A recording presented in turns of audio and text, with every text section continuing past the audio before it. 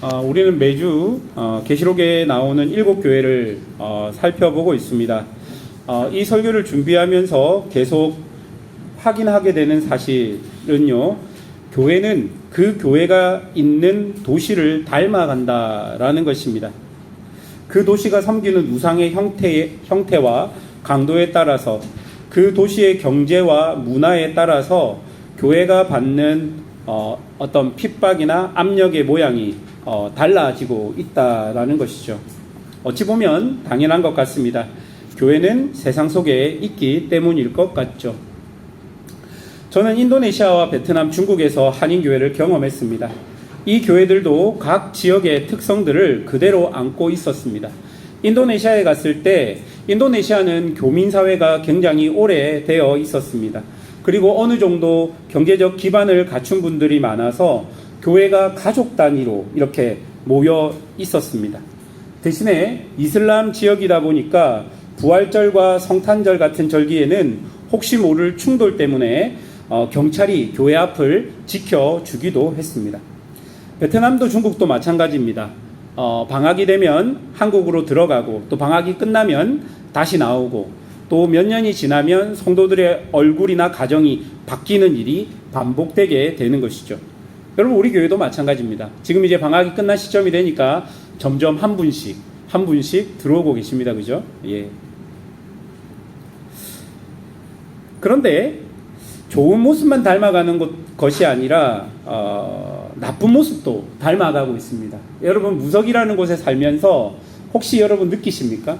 무석에 여러분들이 싫어하고 나쁘다라고 생각하는 문화와 어떤 모습들이 교회 안에도 여전히 자리 잡고 있는 것을 보게 됩니다. 그래서 교회에서 실망하고 실족하는 사람들이 언젠가는 와서, 목사님, 우리가 사는 무속도 이런데 교회도 이러면 안 되잖아요 라고 이야기했던 적들이 있는 것 같습니다. 오늘 본문의 사대교회도 사대라는 도시의 성격을 그대로 안고 있었던 교회였습니다. 그런데 오늘 나오는 교회는 7교회 가운데 가장 무거운 책망을 듣는 교회입니다. 사실 칭찬은 단 한 줄도 없고 책망만 가득한 교회입니다. 그 책망의 핵심은 겉은 살아있는데 속은 죽었다는 책망이었던 것이죠. 그렇다면 본문을 통해 구체적으로 한번 살펴보도록 하겠습니다. 첫 번째는 진단입니다. 여러분, 먼저 이 편지를 쓰신 분이 누구신지를 보십시오. 1절에 보니까 하나님의 7 영과 7 별을 가지신 이라고 소개합니다. 여러분, 7교회에게 편지를 보내는 그 주체, 그리스도께서 자신을 소개하는 방식이 7교회에 따라서 다 달라집니다. 그런데 그 소개의 내용을 보면 그 교회가 가장 필요로 하는 그리스도의 모습을 우리에게 보여주는 것이죠. 여러분, 죽은 교회에게 주님은 자신이 무엇을 가지신 분이라고 소개합니까? 7 영을 가졌다라고 소개합니다. 여러분, 여기서 나오는 7 영이라는 것은 이사야 11장 2절에 예언된 메시아 위에 머무시는 충만한 성령을 의미합니다. 그리고 여러분, 이 7이라는 숫자는 충만과 완전을 뜻합니다. 그러니까 죽은 교회 앞에 서신 분은 생명의 영으로 충만하신 예수님이다라는 것을 1절이 우리에게 보여주는 것이죠. 그런 주님께서 사대 교회를 향해서 뭐라고 이야기합니까? 1절 하반절, 내가 내 행위를 아노니 내가 살았다 하는 이름은 가졌으나 죽은 자로다. 여러분, 살았다 하는 이름을 가졌다라는 말은요, 명성을 누린다라는 것입니다. 명성을 누리며 산다라는 뜻입니다. 여러분, 사대 교회는 다른 지역 교회들에게 칭찬받는 교회였고 모범이 되는 교회였습니다. 여러분, 그 시대에 교회들이 어떤 형편에 있었는지를 여러분 한번 생각해 보십시오. 도시마다 황제 숭배가 있었고 신전 제사가 있었습니다. 그런데 그 제사는 종교적 행위에서 끝나는 것이 아니라 상업 조합과 연결되어 있고 경제 활동과 얽매여 있었습니다. 그래서 우상 숭배를 하지 않으면 장사도 할 수 없었던 지역이었던 것이죠. 그래서 외부적인 박해와 물질적인 궁핍이 함께 있었던 것입니다. 여러분, 그 시대 교회들이 다 그런 상황과 형편 속에 있었습니다.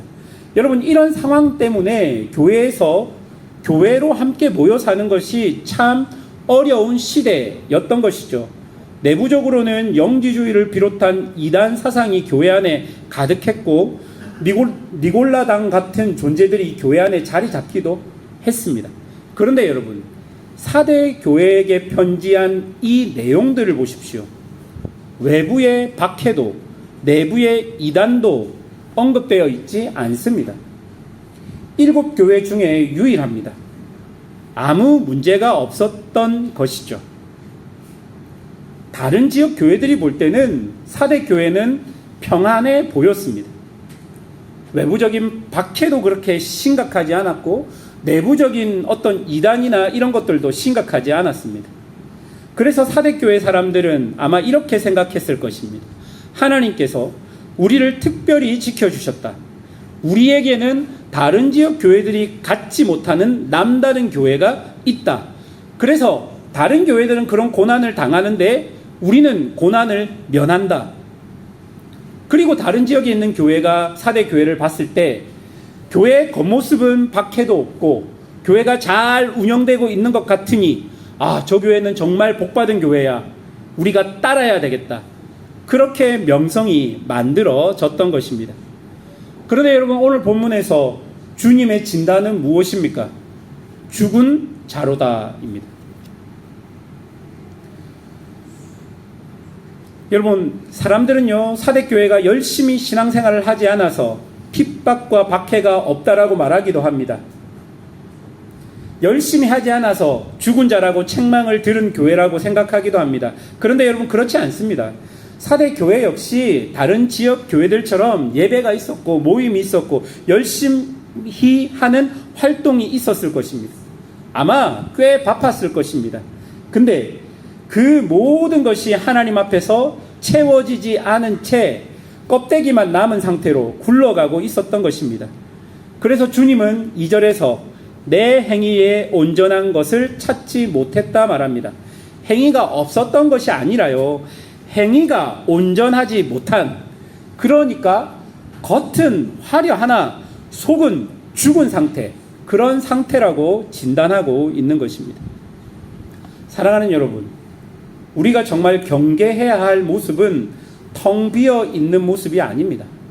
바쁜데 이것저것 무엇인가 계속 하는데 계속 비어가는 상태입니다.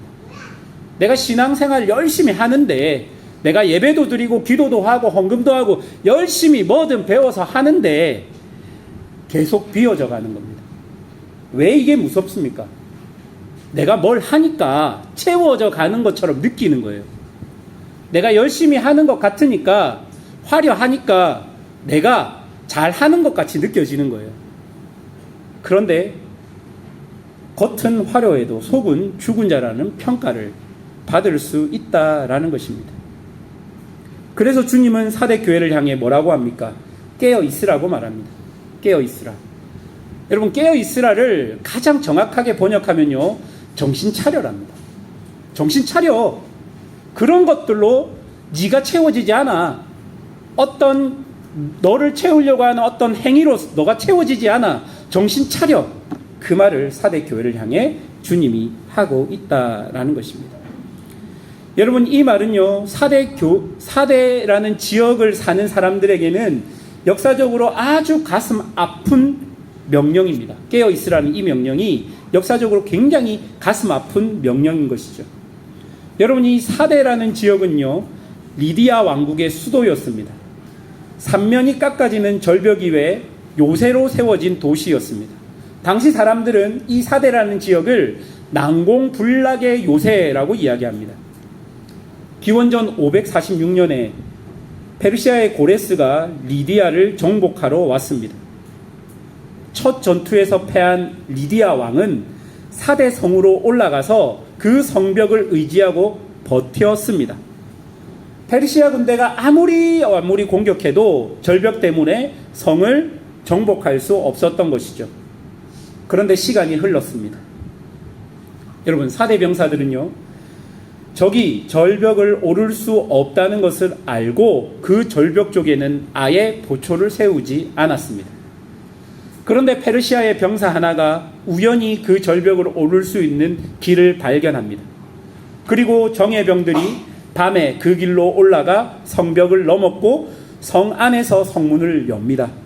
그리고 사대는 단 하루 만에 무너집니다. 여러분, 이 기록이 헤로도토스 역사 1권에 기록된 사건입니다. 성경에는 이야기가 없지만 역사가들은 이 사건에서 한결같이 끌어내는 교훈이 사대는 적의 힘에 무너진 것이 아니라 자신의 방심에 무너졌다라는 것입니다. 그런데 여러분, 여기서 끝이 아닙니다. 그로부터 300년이 지납니다. 기원전 214년 안티오코스 3세가 사대를 또 포위합니다. 이번에도 어떤 사람이 절벽의 길을 발견합니다. 같은 자리에 같은 방식으로 사대는 무너지게 되는 것이죠. 같은 자리에서 두 번이나 무너진 도시, 이 도시에 사는 교회가 깨어 있으라, 그렇지 않으면 도둑과 같이 이르리라는 그 말씀을 들었던 것입니다. 여러분, 이 말이 어떻게 들렸겠습니까? 조상들이 저지른 그 실수, 그것도 두 번이나 반복한 그 실수, 지금 우리가 영적으로 되풀이하고 있는 것은 아닌가라고 생각해야 하는 것입니다. 성벽을 믿고 보초를 세우지 않은 도시처럼 사대 교회는 박해가 없고 이단이 없으니 영적 파수꾼을 세우지 않았던 것입니다. 그렇게 서서히 소리 없이 세상의 가치관에 잠식되어 간 것이죠. 여러분, 더 끔찍한 것은 사대 교회는 자신들이 왜 이런 평가를 받는지 도무지 이해하지 못했다라는 것입니다. 이렇게 서서히 무너져가는 것이 정말 무섭습니다. 이사야 29장 13절, 이 백성이 입으로는 나를 가까이하며 입술로는 나를 공경하나 그들의 마음은 내게서 멀리 떠났나니. 여러분, 이스라엘이 무너진 방식이 정확히 이랬습니다. 광야 40년 동안 이스라엘은 유목생활을 했습니다. 만나와 메추라기를 먹었습니다. 그런데 가나안 땅에 들어가서 농사를 지어야 했습니다. 농사를 지어본 사람이 없었습니다. 자연히 그 땅에 남아있는 가나안 사람들에게 농사를 배웠습니다. 그런데 그들의 농사짓는 방식에 종교적 의식이 섞여 있었습니다. 농사를 모르는 이스라엘 사람들은 그렇게 해야 소출이 나눈 줄 알고 그대로 따랐던 것입니다. 우상숭배가 이렇게 시작되는 거예요. 이것은 종교가 아니라 농사법이다 하면서 그렇게 그 우상숭배가 간습이 되고 습관이 되고 결국 삶이 된 것입니다. 끝이 어디까지 갔습니까? 아침에는 바알과 몰렉에게 제물을 바치고 오후에는 성전에 와서 여호와께 제사하는 지경까지 간 것입니다. 에스겔서에 이르면 성전 안에서 우상을 섬기는 장면까지 나옵니다. 그런데도 그들은 무엇을 잘못했는지 몰랐습니다. 왜 몰랐습니까? 잘 먹고 잘 살았기 때문입니다. 신명기 8장 11절부터 14절이 이것을 정확하게 예고합니다. 거기에 보면 내가 먹어서 배부르고 아름다운 집을 짓고 소와 양이 번성하고 은금이 증식될 그때에 내 마음이 교만하여 내 하나님 여호와를 잊어버릴까 삼가라. 여러분, 모세는 광야에서 이미 그것을 알고 있었던 것입니다. 한국교회의 지난 반세기가 꼭 이 모양이었습니다. 산업화와 도시화로 사람들이 고향을 떠나 도시로 몰려들었습니다. 마음을 둘 곳 없는 사람들이 교회로 모였습니다. 경제가 성장하면서 개인의 형편이 나아졌고 사람들은 자신이 신앙생활을 열심히 한 결과 복을 받았다라고 생각했습니다. 경제가 자랄수록 교회도 함께 자라갔습니다. 세계에서 대형교회가 가장 많고 선교사를 미국 다음으로 많이 보내고 각국 교회가 한국 교회의 성장 방법을 연구했습니다. 명성이 자자했습니다. 그런데 그 급성장 속에 왜곡된 것들이 신앙의 외투를 입고 교회 곳곳에 자리 잡기 시작했습니다. 돈과 권력이 하나님 노릇하는 자리가 교회 안에 생기게 되었고 임직마다 정해진 헌금 액수가 있었으며 큰 교회가 아들과 사이에게 대물림되는 일이 반복되었습니다. 그리고 지금 젊은 사람들이 교회를 떠나는 속도와 주일학교가 사라지는 비율이 더 이상 비밀도 아닙니다. 내가 살았다 하는 이름은 가졌으나 죽은 자로다. 이것이 정확히 우리가 지금 생활하고 있는 교회의 자화상이 아니겠습니까? 그런데 사랑하는 여러분, 오늘 이 말씀은 이스라엘과 한국 교회를 향한 말씀으로만 끝내고 싶지 않습니다. 이 편지는요, 오늘 이 땅을 살아가는 우리에게도 그대로 적용되는 편지입니다. 여러분, 우리 교회를 생각해 보십시오. 대체로 무난합니다. 큰 분쟁도 없습니다. 예배도 드려집니다. 구역이 모입니다. 아이들이 자라갑니다. 그런데 그 무난함이 어디서 오는 것인지 묻지 않습니다. 주재원 생활은 대개 3, 4년입니다. 그 기간 잠시 머무른 시간으로 여기기 쉽습니다. 어차피 몇 년 뒤에 돌아갈 것이니 여기서는 뿌리 내리기보다는 무난하게 지내고 가자는 마음이 생깁니다. 갈등을 만들 이유가 없습니다. 헌신이 깊어야 할 이유도 못 느낍니다. 예배는 드리지만 삶은 이미 귀국 이유로 가 있습니다. 있는 동안 여행이나 실컷 다니고, 신앙은 시간 나는 동안 지키면 되지, 아이들의 신앙도 한국 가서 제대로 하면 되지 라고 미룹니다. 그것이 평안입니까? 아니면 보초를 세우지 않는 절벽입니까? 우리의 신앙을 말씀 앞에 솔직히 한번 내세워 보십시오. 두 번째로 5가지 명령이 우리에게 주어집니다. 그런 죽은 교회에게 주님이 뭐라고 하십니까? 2절과 3절을 보면 5개의 명령이 동사 형태로 우리에게 보여집니다. 첫 번째 동사는 깨어 있으라는 동사입니다. 여러분, 이것을 직역하면 깨어 있는 상태를 계속 유지하라는 것입니다. 이 단어는요, 성경에서 파수꾼이 밤새 성을 지키는 그림을 우리에게 보여줍니다. 4대가 무너졌던 것을 교훈으로 삼아서 깨어 있으라는 그 말입니다. 두 번째 동사는 굳건하게 하라라는 동사입니다. 이것은요, 흔들리는 것을 다시 세워 고정시켜라라는 것입니다. 안에서부터 단단하게 만들어져서 넘어지지 않도록 버팀목을 대라라는 것입니다. 교회적 언어로 표현하자면 양육하라라는 것입니다. 여러분, 그런데 이 굳건하게 하라가 사용된 구성을 보면요, 어디입니까? 죽게 된 것입니다. 죽게 된 것. 여러분, 이 죽게 된 것이라는 표현은 미완료 시제입니다. 그러니까 완전히 죽은 게 아니라 죽어가고 있는 것인 것이죠. 죽어가고 있는 것을 굳건하게 하라. 이 말은요, 아직 기회가 있다라는 것입니다. 아직 소망이 있다라는 것입니다. 세 번째 동사는 기억하라는 동사입니다. 여러분, 이 동사는요, 현재 명령으로 사용되었습니다. 여러분, 현재 명령은요, 계속 기억해 내라는 것이죠. 여러분, 처음 우리가 배웠던 것들을 계속 기억해 내라는 것입니다. 우리 안에 있는 복음을 계속 기억해 가라는 것입니다. 그 다음 사용된 동사 지켜라, 이것도 현재 명령입니다. 너희가 기억한 것들을 붙들고 지켜내라. 기억이 감상으로 끝나는 것이 아니라 기억한 것이 오늘의 순종으로 이어질 수 있도록 지켜가라, 그 말입니다. 그리고 마지막, 회개하라. 여러분, 엄청난 결단을 우리에게 이야기하고 있는 것입니다.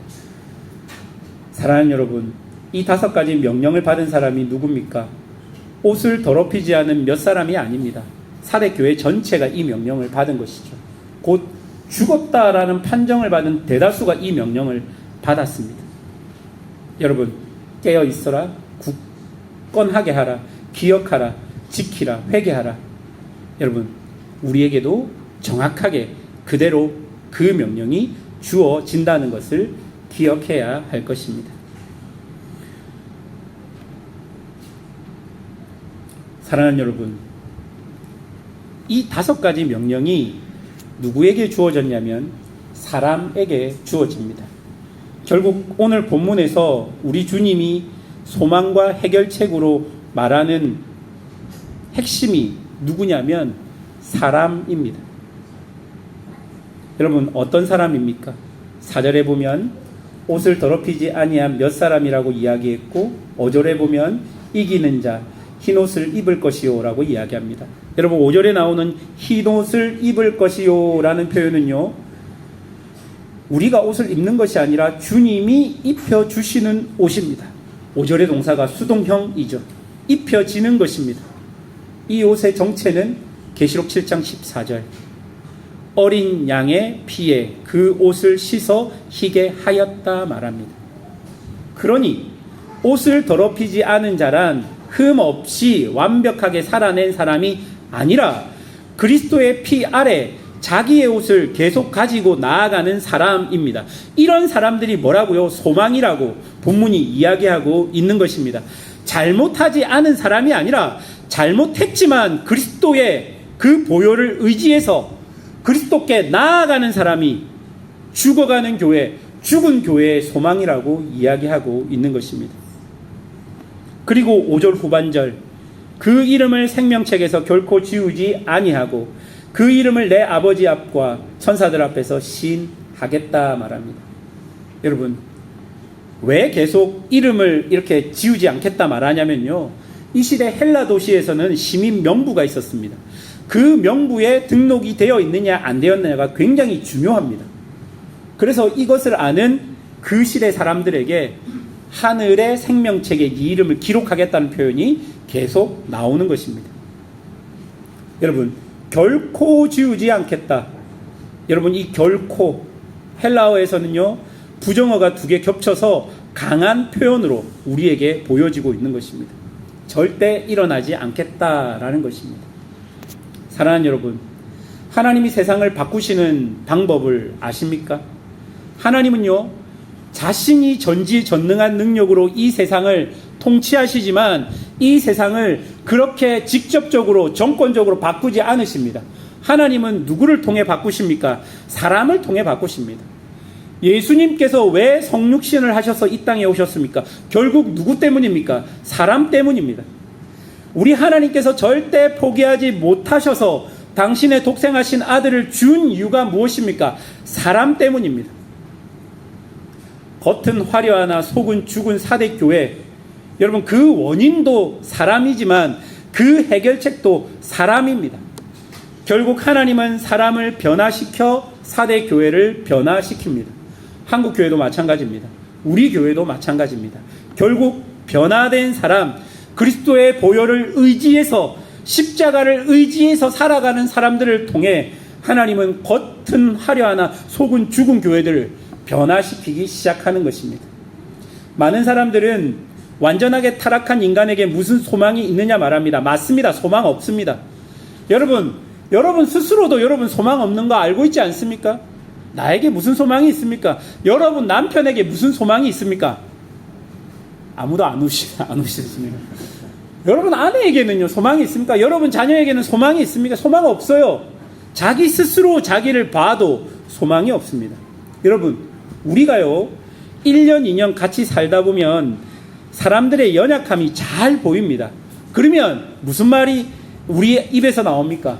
목사도 장로도 권사도 다 똑같더라. 맞아요. 다 똑같아요.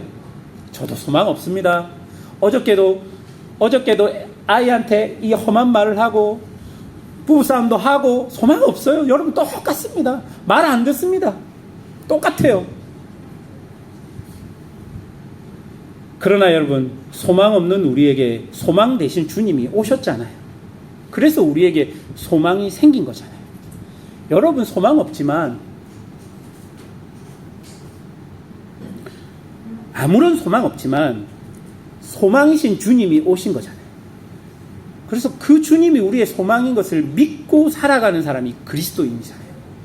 나는 아무것도 아니고 보잘것 없고 실수도 많이 하고 실패도 많이 하고 사람들하고 관계도 안 좋고 말도 잘 못하고, 여러분 그렇지만, 그런 소망 없지만 그리스도께서 나에게 소망이 되셔서 왔기 때문에, 그리스도께서 나를 통해 변화시키겠다 하셨기 때문에 그게 우리의 소망인 것입니다. 그래서 우리는 그 사람 자체가 아니라 그 사람 안에 계신 주님을 신뢰하며 그 사람의 소망을 봐야 하는 것입니다. 사랑하는 여러분, 그리스도께서 나를 변화시킨 것처럼 그 사람 속에서 주님은 그를 변화시켜 나갈 것입니다. 말씀을 맺겠습니다. 사대교회는 명성은 자자했으나 실상은 죽은 교회였습니다. 마치 영적 사망 선고를 받은 것과 같습니다. 그러나 이 편지를 쓰신 분은 7 영을 가지신 분, 곧 생명의 영을 충만히 소유하신 우리 구주 예수 그리스도이십니다. 그분이 죽은 교회에 찾아오셨습니다. 그리고 그 교회 안에서 아직 죽지 않은 것들을 보시고 아직 옷을 더럽히지 않는 몇 사람의 이름을 부르시고 그들에게 5가지 명령을 주시고 지워지지 않는 이름을 약속하셨습니다. 우리 교회도 이렇게 말씀으로 교회를 다시 깨워 굳건하게 할 사람들은 분명히 있습니다. 하나님은 오순절 이후로 성령을 통해 사람들을 변화시키고 그 변화된 사람을 통해 일하십니다. 그러나 그 사람은 저 어딘가에 있는 특별한 누군가가 아닙니다. 오늘 이 말씀 앞에서 나는 깨어 있어야겠다라는 명령을 자기 스스로 받은 사람들을 통해 그리스도께서는 일하실 것입니다. 그런 은혜가 우리 사랑하는 성도들에게 있기를 주님의 이름으로 축원합니다. 함께 기도하겠습니다.